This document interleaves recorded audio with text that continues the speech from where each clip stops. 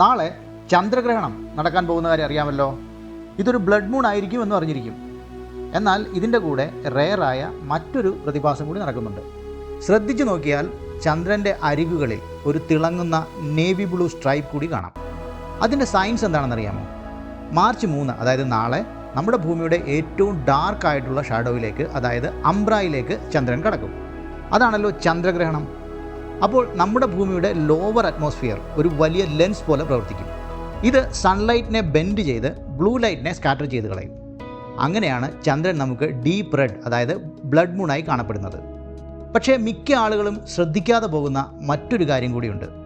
ആ ഷാഡോയുടെ exact എഡ്ജിലൂടെ sunlight നമ്മുടെ ഭൂമിയുടെ അപ്പർ ഓസോൺ ലെയറിലൂടെ പാസ് ചെയ്യും. ഓസോൺ ലെയർ ചെയ്യുന്നത് നേരത്തെ പറഞ്ഞതിൻ്റെ എക്സാക്റ്റ് ഓപ്പോസിറ്റാണ്. അത് റെഡ് ലൈറ്റിനെ അബ്സോർബ് ചെയ്യും, എന്നിട്ട് ബ്ലൂ ലൈറ്റിനെ പാസ് ചെയ്യാൻ അനുവദിക്കും. ഇത് കാരണം ഗ്രഹണത്തിൻ്റെ ഷാഡോ എഡ്ജിൽ ചന്ദ്രൻ്റെ അരിക് ഒരു റെയറായ ടോർക്കോയിസ് ബ്ലൂ, അതായത് വൈഡൂര്യ നിറത്തിൽ കാണാൻ കഴിയും. ആ ഷാഡോ മാറുന്നതിന് തൊട്ട് മുൻപുള്ള ഈ കാഴ്ച വളരെ മനോഹരമായിരിക്കും. നാളെ, അതായത് മാർച്ച് 3 ചന്ദ്രൻ ഉദിക്കുന്നത് വൈകുന്നേരം 6:27 അപ്പോൾ ഗ്രഹണം ഓൾറെഡി തുടങ്ങി കഴിഞ്ഞിരിക്കും. ആ റെയറായ വൈഡൂര്യ നിറം കാണാൻ പറ്റിയ ഏറ്റവും ബെസ്റ്റ് ടൈം 6:35 6:45 ഇടയ്ക്കാണ്.